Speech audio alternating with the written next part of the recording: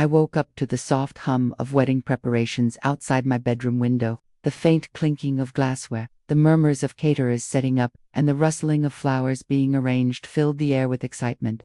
Today was the day I had dreamed of for years. My white dress was hanging by the window, glowing in the morning sunlight, and my bridesmaids were already bustling in the other room. But despite the joy surrounding me, a quiet unease lingered in my chest. My parents hadn't called, not a text, not even a simple good morning message. It felt off. My mother had been obsessing over this wedding for months. She had lists and mood boards and even created a shared Pinterest album that she updated religiously. My father, quiet but supportive, had promised he'd walk me down the aisle and give me away with tears in his eyes. But now, as I sat in silence and stared at my phone, it hit me they hadn't arrived. No car, no voice, nothing. I dialed my mother's number, straight to voicemail. I tried my father's next. Same. A lump began to form in my throat. Maybe they were just caught up in traffic or having issues at the hotel. Maybe they were surprising me. I told myself that, over and over again, but deep down, I felt a storm brewing. My fiancé Andrew tried to distract me with a sweet voice note and a picture of the groomsmen goofing around. I smiled, but only slightly. This day was supposed to be perfect, and without them, it already felt incomplete. My maid of honor, Jessica, walked in with a wide smile, holding a tray of fresh fruit and champagne. "You're glowing, babe," she said. "Today's your day." I wanted to mirror her joy, but all I could say was, "They're not here yet." Her smile faltered. "What? Who?" she asked. "My parents," I said, voice trembling. She immediately placed the tray down and hugged me tightly. "They'll be here. Don't worry." But as the minutes ticked by and noon turned to early afternoon, the realization began to settle in my bones like a cold breeze. They weren't coming, and I didn't know why. By the time the ceremony was less than an hour away, I was no longer checking my phone. My eyes were red from crying, but I didn't want anyone to notice. I couldn't let this ruin everything. People had flown in from across the country, friends I hadn't seen in years, and relatives I barely remembered had RSVP'd. Yes, just to be a part of this day. I had to hold it together. My wedding planner came in to confirm the final timeline, and I nodded mechanically through it. Inside, I was screaming. The makeup artist fixed the smudged corners of my mascara, giving me a kind but pitying smile. I could tell everyone was whispering behind the scenes. Where are the bride's parents? Did something happen? Why are they not here? My uncle, who had never been particularly close, offered to walk me down the aisle. I politely declined. It just didn't feel right. 30 minutes before the ceremony, just when I thought the silence couldn't be louder, the venue manager approached me with a puzzled look on his face. "Miss Hamilton," he asked gently, "there's a delivery at the front gate for you." "A delivery?" I repeated, confused. "Yes, it's a box, medium-sized, already paid for." My heart started pounding. Without thinking, I slipped on my robe and rushed out to the entrance. There it was. A simple brown box, neatly sealed, with a printed label that read, "To our daughter, on her big day, love, Mom and Dad." I didn't know what to feel. Rage, relief, betrayal, a wedding gift instead of their presents. My hands trembled as I carried it into the bridal suite. Everyone watched silently. Some avoided my eyes. Jessica tried to take it from me, suggesting I wait until after the ceremony, but I couldn't. I had to know. I sat down, peeled back the tape, and opened the lid. Inside was a thick envelope, a jewelry box, and a folded letter with my name in my mother's handwriting. My breath caught in my throat. I reached for the letter first, the paper soft between my fingers. As I unfolded it, my heart felt like it might explode. The letter began in my mother's familiar, looping handwriting, the kind I remembered from lunchbox notes in grade school and holiday cards taped to the fridge. "My dearest Emma," it started, "today is the most important day of your life, and while we aren't standing beside you physically, please know we're there in every heartbeat, every breath, and every tear." I blinked hard. What was she talking about? Why weren't they here? I read on. "This may come as a shock," she continued, "but your father and I made a decision months ago. We realized that while we had done everything we could to raise you into the incredible woman you are today, there was one thing we still needed to do for you to give you freedom. Real, unapologetic, adult freedom." I stared at the letter, in disbelief. What did that even mean? She went on to say they had planned the Hawaii trip secretly, booking it the same week we finalized the wedding date. You have always relied on us, and we have always been happy to be there. But a new chapter is starting, and we need you to fully step into it without our shadows in the background. Tears blurred the words. This couldn't be real. They chose to miss my wedding. They made a decision not to come. The letter continued with reassurances how much they loved me, how proud they were, and how they'd raise me to be strong enough to handle even this. The final paragraph simply read, "Open the jewelry box. What's inside will make sense of everything." With shaking hands, I turned to the box. It was velvet-covered dark navy. I opened it slowly. Inside was a vintage gold key. No explanation. Just the key. I looked around at my bridesmaids, confused and overwhelmed. Jessica gently asked, "What is it?" I don't know." I held it up. It didn't look like a house key or a safety deposit key.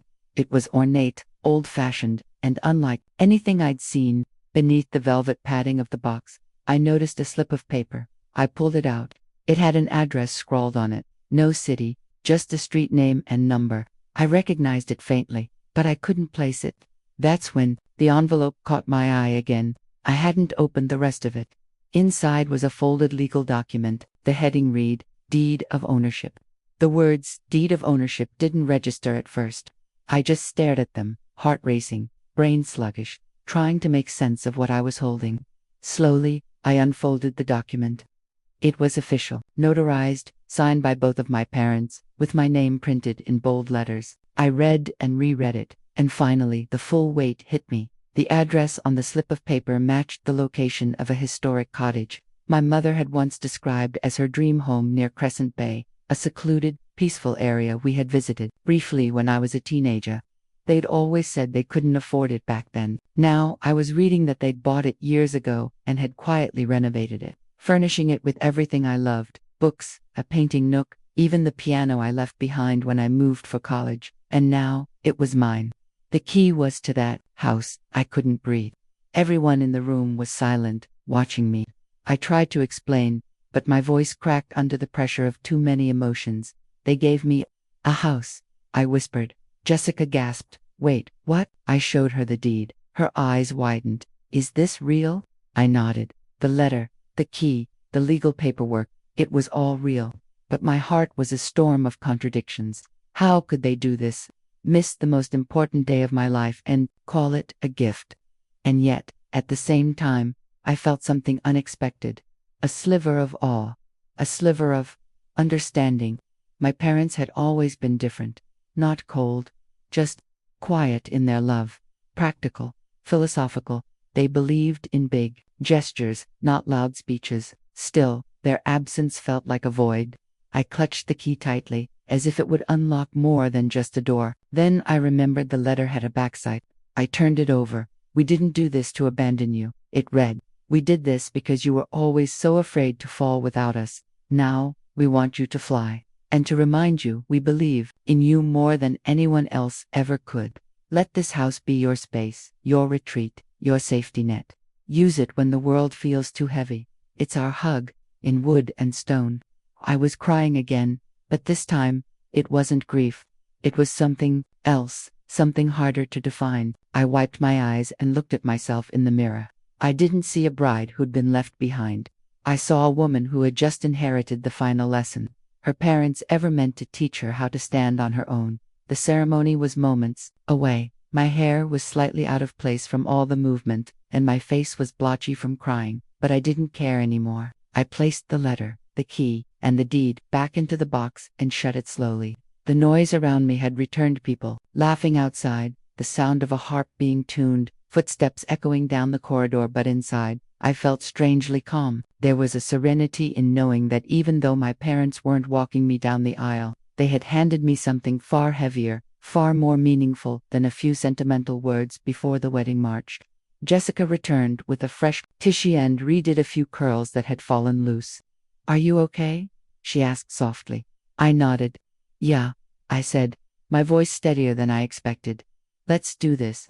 When the coordinator came to get me, I rose, holding my bouquet in one hand and the velvet key box in the other. I wasn't going to carry it during the ceremony, but I needed it with me just for a minute more. As we moved to the grand hallway that led to the garden, I felt every pair of eyes on me. Some were joyful, some confused, some clearly still wondering where my parents were. I walked with purpose, with poise. My uncle offered his arm again, and this time, I accepted, not because I needed someone to give me away, but because I was finally ready to allow others to support me, not out of necessity, but choice.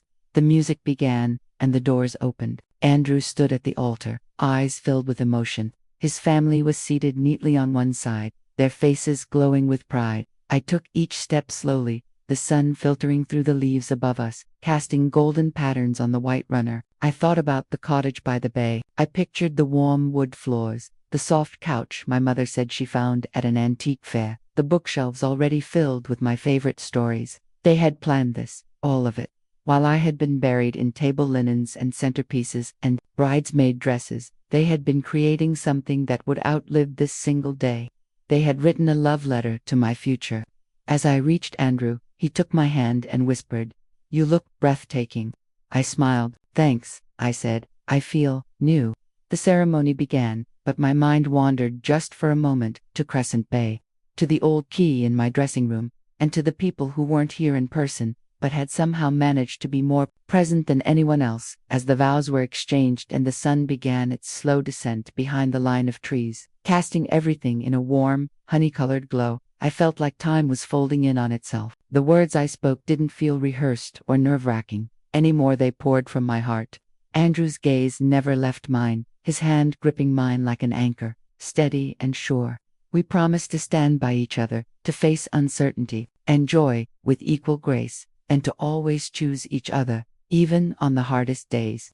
The crowd was silent during our exchange, some smiling, others wiping away tears, but there was a strange sense of stillness inside me that wouldn't go away, like a door had opened somewhere in my soul and light was spilling in. As the officiant declared us husband and wife, I didn't just hear cheers, I felt them.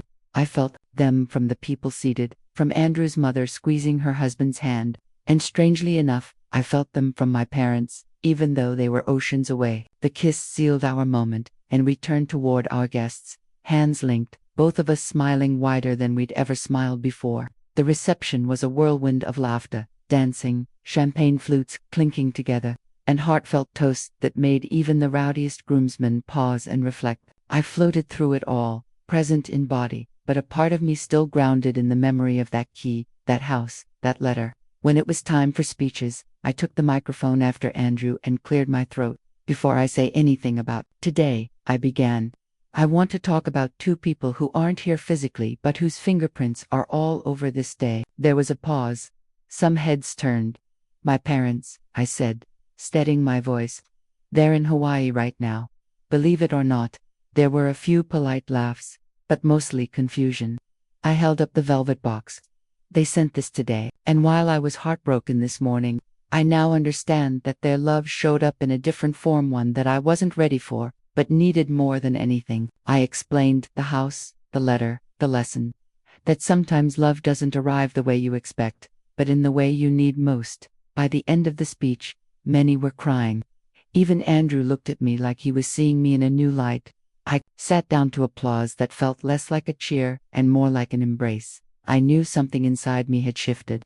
I wasn't just married to Andrew, I was finally married to the idea of myself as an adult. That night, after the last guest had left and the fairy lights were slowly dimming over the garden canopy, Andrew and I sat together in the honeymoon suite, barefoot, exhausted, and still dressed in remnants of our wedding attire. He poured us each a glass of wine, and we curled up on the edge of the bed, silent for a long time. Finally, he asked, "Do you want to go there? To the house?" I looked at him, startled.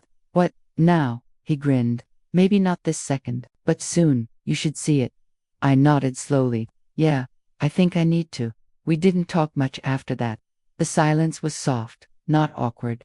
I lay awake longer than he did, my mind running laps around what my parents had done. They hadn't just left a gift, they had rewritten what I thought I knew about love. I realized something profound. Some people express love with presence, others with absence that teaches you how to stand. And mine had done the latter. They had given me a world where I didn't have to ask for anything anymore. I drifted into sleep with the image of that gold key in my mind.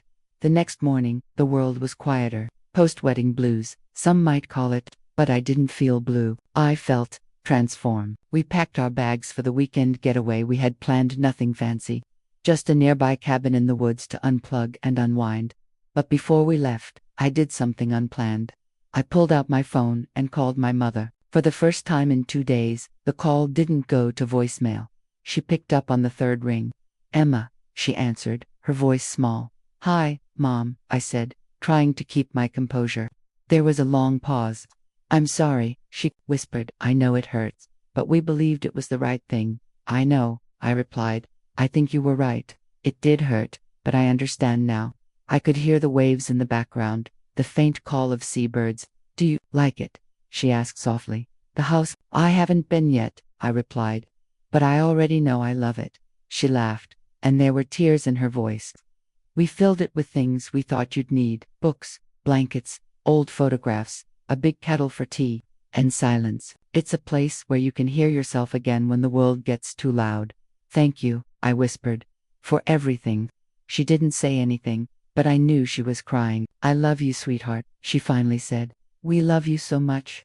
We didn't go straight to the honeymoon cabin after that phone call. Something in me had shifted, and I needed to see the house.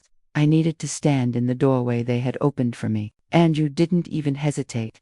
He rerouted our plans, called the cabin to cancel, and by noon we were driving along the coastal highway toward Crescent Bay. The sun was high, the ocean shimmering alongside the road like 1,000 tiny mirrors, catching the sky. I held the gold key in my lap the entire ride, rubbing my thumb across its ornate edge like it was a worry stone. The address was still etched in my mind, but I read it over and over again, as if repetition would make it more real. When we finally turned down the narrow lane leading to the property, my breath caught. The last time I'd been on this road, I was 14, sulking in the back seat during a family road trip. I remembered pointing out the exact house to my mom, telling her it looked like it belonged in a fairy tale. She'd smiled and said, "If we ever win the lottery, that'll be ours." Now, it was mine. We pulled into the small gravel driveway. The cottage was even more beautiful than I remembered. Stone walls covered in creeping ivy, white shutters with peeling edges that added character rather than decay, and a red door that stood like a warm invitation. I stepped out of the car slowly. The air smelled like salt and pine, and somewhere a wind chime tinkled in the breeze. I walked up the 3 stone steps and paused in front of the door.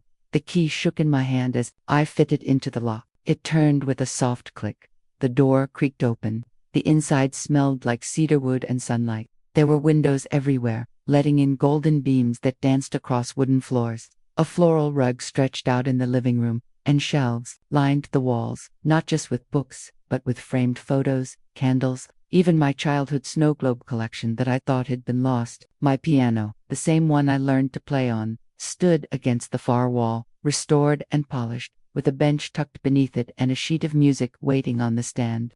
I walked in like I was stepping into a memory I never knew was being preserved for me. Andrew stayed quiet, giving me space. I wandered from room to room. The kitchen had my mother's touch, hand-painted teacups hanging from a rack, linen curtains tied with twine, a cookbook open on a stand as if she had just stepped out. The bedroom upstairs was mine. I knew it instantly. On the nightstand sat a note, written in my father's handwriting. "We wanted to be the last to tuck you in here. Welcome home." I sat on the edge of the bed and cried harder than I had the entire weekend. There was something so crushingly tender about it. All the thought, the effort, the way they had known I would need this not just now, but for years to come. They had built me a sanctuary, a legacy, a place to heal from life when it hurt and to celebrate when it didn't. Andrew eventually came up and sat beside me. He didn't say anything for a while. Then he softly asked, "Do you want to stay here tonight?" I nodded before he even finished the question. We canceled everything. No hotel, no distractions, just this place. Our first night as husband and wife would be spent in a home that was built out of love, even if it was love that came in a form I didn't understand at first. That evening, we explored the entire house together. We found little hidden surprises, everywhere a recipe box filled with family dishes, a drawer of old birthday cards I had made them, even a recorded cassette labeled Emma's Laugh, age 6. We didn't have a player, but just the sight of it made me burst into tears. Again, there was also a letter addressed to both me and Andrew, with instructions to read it on our first morning in the house. We placed it on the coffee table and promised to open it after breakfast. That night, we made tea, lit candles, and curled up on the old velvet sofa in front of the fireplace. We didn't talk much, just existed, hand in hand, soaking in what this space already meant to us. It felt like more than just a wedding gift. It felt like the first real chapter of our marriage was being written there, in that still, timeless cottage. Before we went to bed, I stood alone in front of the piano, running my fingers along the keys. I didn't play anything, not yet, but I knew I would, someday soon. The keys felt like a bridge between who I was, who I had become, and who I was still becoming. And maybe that was the point. My parents hadn't abandoned me.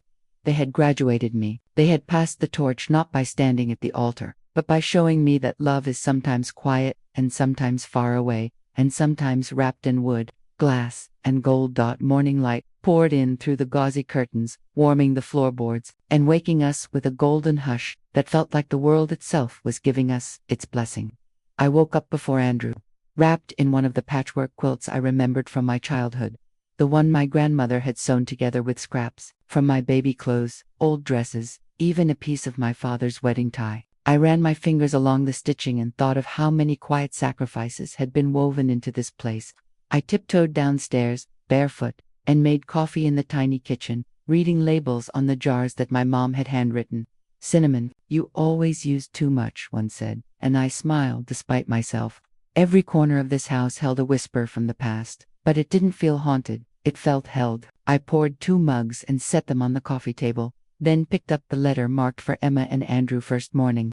Andrew joined me a few minutes later, still groggy, hair tousled from sleep, and sat beside me. "You ready?" I asked. He nodded. I unfolded the letter, and together we read, "Dear Emma and Andrew, if you're reading this, then you've already seen the cottage. Maybe you've even slept in the room we designed for you. Yes, we chose that wallpaper together, argued about the bed frame, and tested 3 different kinds of floor polish until your dad said it smelled like peace. We want this space to be your place of pause, not just to rest, but to dream, to argue, to heal, to forgive, to try again. We didn't show up to your wedding because we didn't want to be the centerpiece of your day. We wanted to be the reason you understood what it meant to build something for someone else, quietly, with love, with intention, with no need for applause. You and Andrew are a team now, and a team needs a home base. This is yours. No strings, no conditions. Just one request. Let this place collect memories the way we tried to collect joy.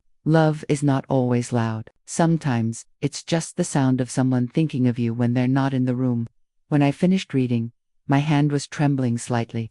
Andrew took the letter from me and folded it carefully, placing it back into the envelope, like it was sacred. "They're incredible," he said. "They really are." I nodded, overcome with emotion. "I thought I needed them at the altar," I whispered, "but I think I needed this more." We spent the next few hours exploring the garden. There were sunflowers along the fence, wild roses winding around an old swing set, and a picnic table tucked under an apple tree. We talked about spending weekends here, summers, maybe even holidays. The house was already ours, but it still felt like it was revealing itself to us, piece by piece, like it had its own story waiting to merge with ours. For lunch, we found ingredients in the pantry and made grilled cheese sandwiches, laughing as Andrew burned his first attempt. "This stove has attitude," he grumbled, and I giggled like I hadn't laughed in weeks. We were newlyweds, yes, but in that space, in that moment, we were also children discovering magic for the first time. I couldn't wait to tell my parents everything, not just about the house, but about how they had been right. About how sometimes the most painful things, like absence, end up being the greatest teachers of all. That evening, while Andrew was napping on the couch, I opened the attic door. I hadn't planned to explore it yet. I figured it was probably full of old furniture or things my parents had stored away. But something about the quiet of the house, the warm smell of dust and time, made me curious. The wooden stairs creaked as I climbed up. A single bulb dangled from the ceiling, casting a golden cone of light over several large boxes stacked neatly against the wall. Each box was labeled in my mother's handwriting. Emma, age 1 to 5, Emma, school days, Emma, College, my heart swelled. They hadn't just given me a house, they had moved our entire history into it. I opened the first box. Inside were baby blankets, birthday cards, even a copy of a finger painting I vaguely remembered. I moved to the next, my first diary, notes from friends in high school, crumpled Polaroids from graduation.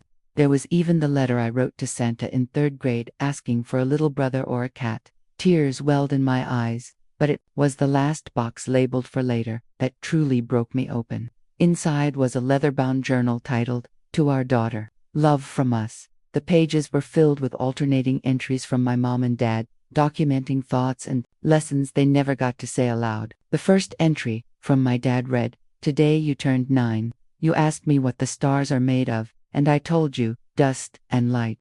Just like your mother's laugh. You asked if we would always live in our little apartment. I said no. Someday we'd have a cottage by the sea. I didn't know then that we'd save every bonus, every tax refund, every spare cent, not for a trip, not for retirement, but for you, for this, for that door you'll walk through and know, we never stopped building something beautiful for you." I ran my hand over the page. My chest ached with gratitude. These weren't just memories, they were blueprints of a love story I hadn't even realized I'd been a part of. I sat there for hours, reading entry after entry. I laughed, I cried, I whispered thank you into the stillness again and again. The attic was hot and dusty, but I didn't care. I felt like I was sitting in the beating heart of my family's love, invisible to the eye, but present in every nail, every box, every line of ink. When I finally came back down, the sunset was painting the walls amber and rose. Andrew was up, stretching, and he turned when he saw me. "You okay?" he asked. I nodded. "I'm better than I've ever been." I didn't sleep that night, not because I was upset, but because I was overwhelmed with clarity. I sat on the floor of my new home hours, now with the documents spread out around me like fallen leaves. The stock certificate from the company bore my name in embossed letters. The house deed was signed and notarized, already transferred. I realized I didn't just marry my partner, that I married my independence. For the first time in years, my mind wasn't filled with doubts or second guesses about whether I'd lived up to my parents' expectations. Their gesture had somehow released me from a weight I never fully realized I was carrying. In their own way, they had given me the one thing they'd always denied me: autonomy. I thought about my father's reserved demeanor, how he rarely expressed emotion, but how meticulous he had always been about business. Signing over the company must have been a monumental step for him. My mother, ever the perfectionist, had also loosened her grip. They both had changed. Or perhaps I had. Maybe I could finally see the full scope of their humanity, the imperfections, the stubbornness, the mistakes, but also the intent, the effort, the love. My husband came into the room sometime after midnight, wordless, and sat beside me. I looked at him and whispered, "They didn't run away. They just let go." He nodded. He understood more than anyone how hard I'd fought to make my parents see me as more than just a checklist of achievements. I laid my head on his shoulder and felt, for the first time, the peace that comes from not having anything left to prove. I had cried earlier out of sadness, confusion, and betrayal. But now, I cried again softly, almost silently, not because I was hurt, but because I felt deeply seen in a way that was utterly new. Seen, not as their little girl, not as the rebel, not even as the bride, but as Lily, fully, completely, and finally. I walked into the master bedroom, where a leather-bound journal with an embossed floral design sat on the edge of the dresser. It wasn't there the night before. My heart skipped. I picked it up, the paper thick and scented faintly of lavender, just like the old letters my mom used to send when I was away at summer camp. Inside was a note in her handwriting. "This is for when you're strong enough to hear the truth, and soft enough to forgive us." I flipped to the first page. It was dated 25 years ago. The entries were written by both my mom and dad, chronicling a journey I never knew they'd been on. They wrote of struggles I had never heard them speak of, miscarriages before me, debts after my birth, my father's near-death accident, and the years of counseling that kept their marriage from dissolving. Each word painted them not as the parents who abandoned me on my wedding day, but as humans flawed, tired, and quietly fighting for a life they hoped I would never need to understand. Tears blurred my vision as I read on. They detailed sacrifices, like selling a property that could have changed their fortune to fund my college without telling me. They wrote about the Hawaii trip to how it wasn't a vacation but a final test. A test of letting go, of stepping aside so I could step forward. They feared they had done too much, hovered too close, tried too hard to make up for what they thought were failures. The gift was more than a box. It was decades of love wrapped in silence. I clutched the journal, trembling with the realization that I had misjudged them, not out of malice, but out of my own unresolved needs. Their absence wasn't a rejection, it was a hard-earned release. Still crying, I walked to the window where light streamed in, warming the spine of the journal in my hands. I didn't know how long I sat there, the journal in my lap, the room silent except for the rustle of turning pages and the occasional sob escaping my throat. With every word, my anger gave way to awe. There were photos tucked between some of the entries, one of my mom cradling a newborn, her eyes full of hope and exhaustion. Another showed my dad at a workbench, surrounded by wooden toys. He had carved each one. The journal said, meant for me, but never given because I had outgrown them by the time he finished. A letter slipped out from the final page. It was addressed to our daughter, on her wedding day. Hands shaking, I unfolded it. "We know you're hurt," it began, "and for that, we're truly sorry. But we had to let you feel this moment on your own, not because we don't love you, but because we do more than we know how to show. This wedding is your beginning, and we didn't want our shadows to cover your sun."